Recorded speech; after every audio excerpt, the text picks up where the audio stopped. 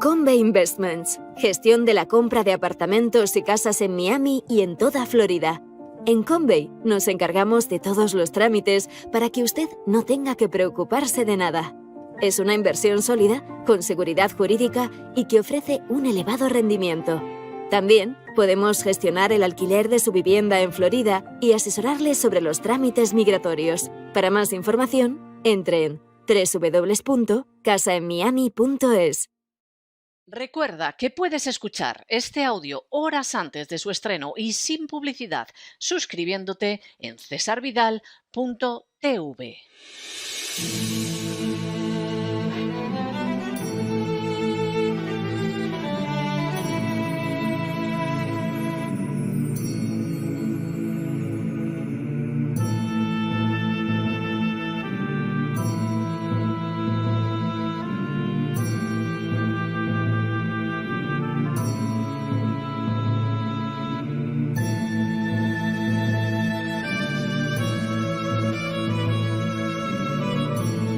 La Voz con César Vidal, desde el exilio.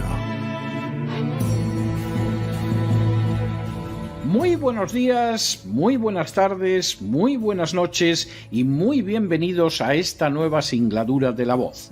Soy César Vidal, hoy es el martes 29 de noviembre de 2022 y me dirijo a los hispanoparlantes de ambos hemisferios, a los situados a uno y otro lado del Atlántico y, como siempre, lo hago desde el exilio. Corría el año 1525 cuando las tropas de Francisco I de Francia y de Carlos I de España y V de Alemania se enfrentaron en Pavía. La batalla se saldó con una victoria española y el envío a Madrid del capturado rey francés, al que se recluyó en la Torre de los Lujanes. En virtud del Tratado de Madrid, renunció el rey francés a sus pretensiones sobre Milán y Borgoña y así pudo regresar a su trono en Francia. Sin embargo, la situación no iba a quedar de esa manera. La Santa Sede, teóricamente aliada de la católica España, tenía otros planes, entre los que se encontraba el de que la presencia española desapareciera de Italia. Fue así como el Papa se puso en contacto con Francisco I de Francia y lo convenció para que no tuviera escrúpulo moral alguno a la hora de incumplir lo pactado con España. El Papa en persona garantizaba al rey francés que la traición a lo firmado no era en absoluto pecado. Fue así como en apenas semanas se formó la Liga de Cognac. A partir de esa liga, constituida por Francia y la Santa Sede, España volvió a ser atacada. Supuestamente, la Iglesia Católica no solo era la fe nacional española, sino su aliada. Pero la triste realidad dejaba de manifiesto que se comportaba como la traidora más vil y asquerosa para defender sus intereses territoriales en Italia y con esa finalidad no tenía el menor reparo moral en aliarse militarmente con Francia. En el año 1527, las tropas de Carlos V llegaron a Roma, capital de la Santa Sede, la conquistaron y la saquearon. Las fuerzas españolas arrasaron Roma porque fundamentalmente estaban convencidas de que era una sentina de vicios, de los cuales el menor no era precisamente la política antiespañola del Papa. No deja de ser significativo que autores de la época como los españoles Francisco de Licado o Alfonso de Valdés vieran la acción de las tropas imperiales como un justo castigo de Dios. Francisco de Licado, sacerdote a fin de cuentas, había dejado trazado con singular gracejo en su novela La Lozana Andaluza un panorama de escandalosa corrupción que llegaba hasta las más altas jerarquías eclesiásticas. En cuanto a Alfonso de Valdés, en su diálogo de las cosas acaecidas en Roma, no solo describía la duplicidad del rey francés, sino también la aún menos escrupulosa moralmente política de la Santa Sede.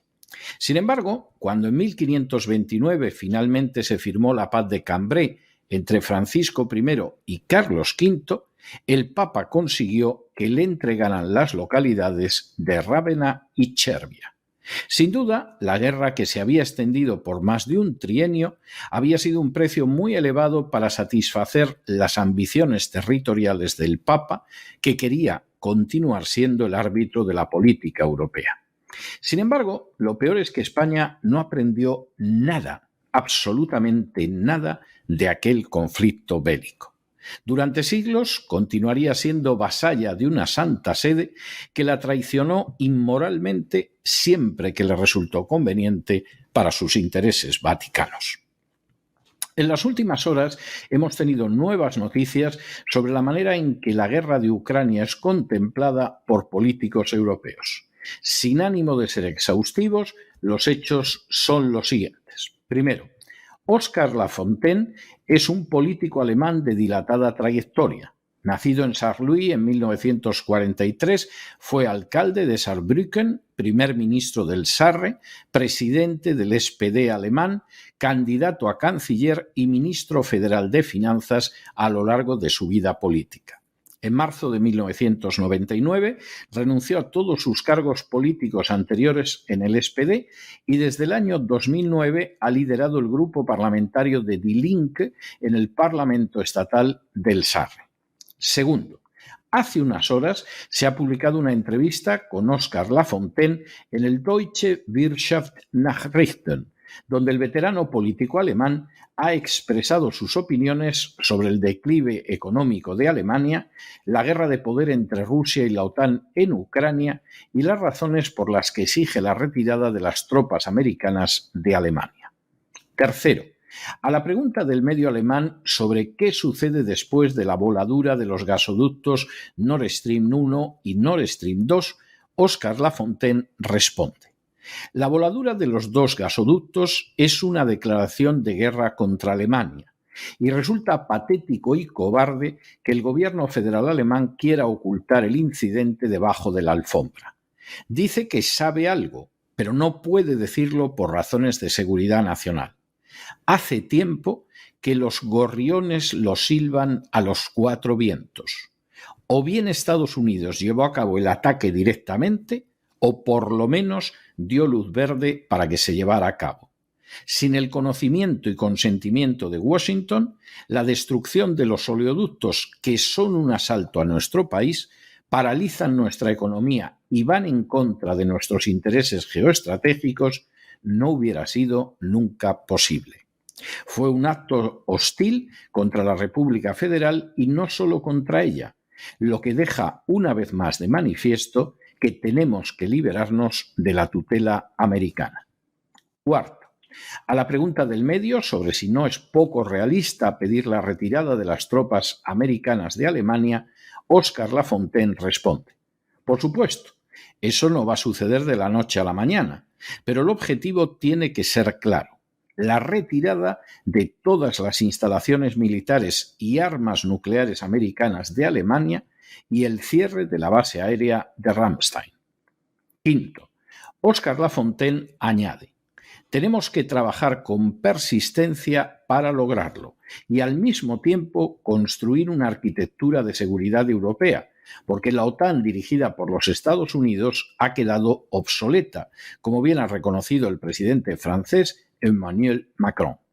Sexto, en relación con la obsolescencia de la OTAN, Oskar Lafontaine añade: esto se debe a que la OTAN ya no es una alianza defensiva, sino una herramienta para convertir en realidad las pretensiones de Estados Unidos de seguir siendo la única potencia mundial. Pero debemos formular nuestros propios intereses y no coinciden en absoluto con los de Estados Unidos. Séptimo, el medio alemán formula entonces la siguiente pregunta: usted dice que los americanos son los responsables de volar los oleoductos. ¿Cree en serio que renunciarían a Alemania sin luchar? A lo que Oskar Lafontaine responde: no, eso va a ser difícil, pero no veo otra alternativa. Si nosotros y los demás países europeos permanecemos bajo la tutela de los Estados Unidos, entonces nos empujarán al precipicio para proteger sus propios intereses. Octavo, acto seguido, Oskar Lafontaine afirma: así que tenemos que expandir gradualmente nuestro alcance, preferiblemente junto con Francia. Al igual que Peter Scholl-Latour pedía una unión franco-alemana hace muchos años. Entonces también podría integrarse la defensa de los dos estados como núcleo de una Europa independiente. Noveno, A continuación, Óscar Lafontaine afirma, para usar una expresión ahora trillada, estamos experimentando los dolores de parto de la fase de transición de un orden mundial unipolar a otro multipolar. Y aquí surge la cuestión de si tenemos un lugar propio en ese nuevo orden mundial o si nos dejamos arrastrar como vasallos de Estados Unidos a los conflictos de Washington con Moscú y Beijing. En ese caso, solo podríamos perder. 10. El medio alemán pregunta entonces, tenemos que analizar eso de nuevo. La influencia americana en la política y los medios alemanes es inmensa. ¿Cómo pretende usted ganar terreno ahí? La respuesta de Óscar Lafontaine es, funcionó con cancilleres como Willy Brandt, Helmut Schmidt, Helmut Kohl y Gerhard Schröder. Al menos en algunos conflictos tenían en mente los intereses alemanes y no los lanzaron por la borda en obediencia anticipada. 11. A lo anterior añade Óscar Lafontaine, también se necesita tener agallas cuando se está a la cabeza de un país. La imagen del canciller Scholz, parado como un escolar junto al presidente estadounidense Biden, cuando anunció que Nord Stream 2 no llegaría a nada, fue una humillación. Y luego está el ministro de Asuntos Exteriores alemán, que repite como un papagayo la propaganda americana, y el ministro de Economía, que quiere servir como líder. No se puede ser más complaciente. 12. El medio alemán pregunta entonces, ¿a qué tipo de juego están jugando Baerbock y Habeck? A lo que Óscar Lafontaine responde, en lo que respecta a la señora Baerbock, me gustaría decir algo en su favor. No está jugando a ningún juego, probablemente es así de simple. Y Habeck está completamente abrumado en su despacho. 13. El medio alemán pregunta entonces, en su libro usted cita a Maquiavelo, no es quien primero toma las armas quien instiga el desastre, sino quien lo fuerza. ¿Se refiere al conflicto de Ucrania? A esto responde Óscar Lafontaine. Por supuesto, también me refiero al conflicto en Ucrania, que comenzó a más tardar con el golpe de Estado en Maidán, en Kiev, en el año 2014. Desde entonces, Estados Unidos y sus vasallos occidentales han estado armando a Ucrania y preparándola de manera sistemática para la guerra contra Rusia. Ucrania se convirtió así en miembro de facto, no de jure, de la OTAN. Esta historia es estudiadamente ignorada por los políticos occidentales y por los principales medios de comunicación. 14. A continuación, Óscar Lafontaine añade, durante más de 100 años, el objetivo declarado de la política americana ha sido evitar a cualquier precio que las empresas y la tecnología de Alemania cooperen con las materias primas rusas. Está perfectamente claro que si tenemos en cuenta la historia, nos encontramos ante una guerra de poder de Estados Unidos contra Rusia que se ha preparado durante mucho tiempo. Basta verlo en el hecho de que el SPD en particular traicionó el legado de Willy Brandt y su política de distensión y ni siquiera insistió de manera seria en el cumplimiento de los acuerdos de Minsk. 15. A la pregunta de ¿y Estados Unidos logró sus objetivos de guerra? Óscar Lafontaine responde sí y no. Han tenido mucho éxito en romper las relaciones entre la Federación Rusa y la Unión Europea. También han logrado, por el momento, dejar de lado a la Unión Europea y Alemania como sus potenciales rivales geoestratégicos y económicos. Ahora están determinando las políticas de los estados de la Unión Europea, incluso más que antes del conflicto de Ucrania, también gracias a los políticos complacientes en Berlín y Bruselas. Pueden vender su sucio gas de fracking y la industria de defensa de Estados Unidos está haciendo un gran negocio. 16. A continuación, Óscar Lafontaine añade, por otro lado, no han tenido éxito en arruinar a Rusia, como dijo la señora Baerbock, como uno de sus portavoces, derrocando a Putin e instalando un gobierno títere en Moscú para tener un mejor acceso a las materias primas rusas, como en el caso de Yeltsin. Y tengo la impresión de que los Estados Unidos se han dado cuenta ahora de que aquí han pinchado en hueso. A pesar de las entregas masivas de armas a Ucrania y el envío de numerosos asesores militares, Rusia, que es una potencia nuclear, no puede ser derrotada militarmente. 17. A continuación, Óscar Lafontaine añade: por añadidura, las sanciones occidentales están demostrando ser un boomerang, dañan a los estados occidentales más que a Rusia y conducirán a la desindustrialización, el desempleo y la pobreza. 18. A la pregunta de si se va a producir una reducción, Óscar Lafontaine añade: necesitamos urgentemente asegurarnos de que acabe el conflicto de Ucrania. Y eso solo sucederá si Estados Unidos abandona su plan de poner de rodillas a Rusia antes de abrazar a China. Para ello necesitamos una iniciativa europea y tiene que venir de Francia y Alemania. Si no lo hacemos y si no llegamos pronto a un acuerdo con Rusia sobre nuestras importaciones de materias primas y energía, entonces la economía de Alemania y de Europa se irá por el desagüe. Durante décadas, Óscar Lafontaine ha sido uno de los políticos europeos más estimados y agudos. Se esté o no se esté de acuerdo con sus apreciaciones, siempre merece la pena escucharlas. En este caso concreto, además, su lucidez resulta casi cegadora, porque ha dicho lo que nadie se atreve a decir o incluso miente a causa de la censura y de intereses bastardos.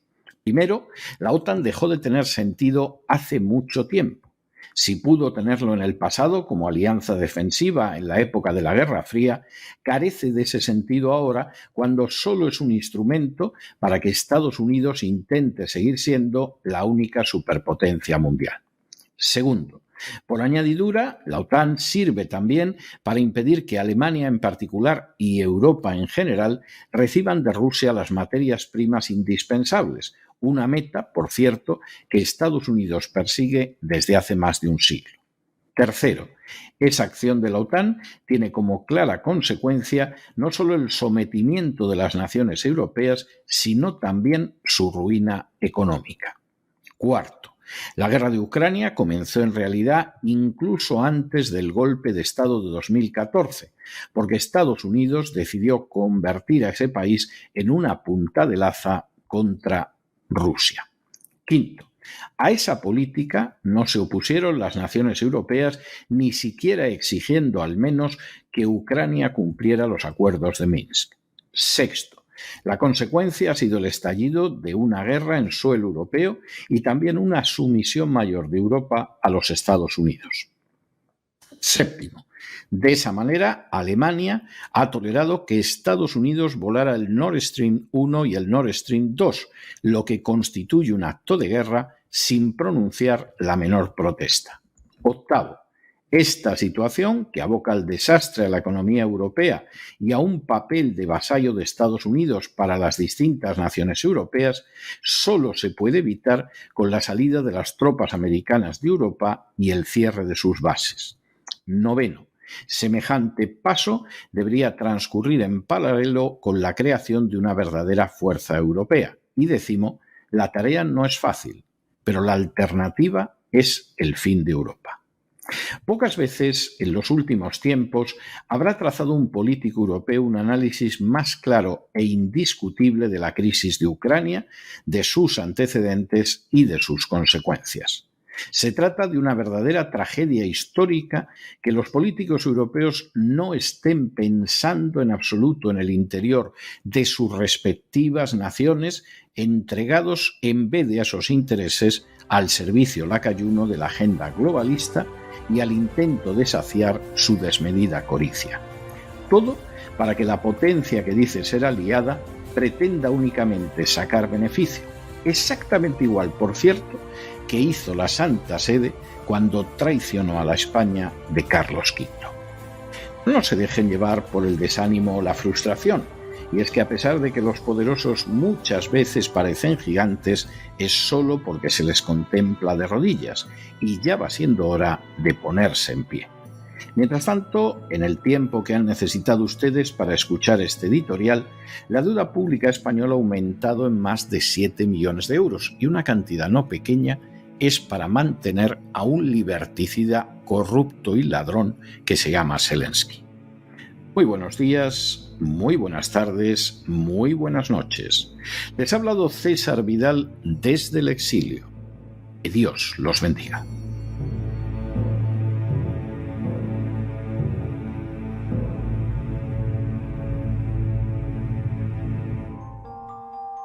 Esta sección está patrocinada por crowdfunding con el siguiente mensaje. Nuestro Señor Jesucristo, el único Dios verdadero, es misericordioso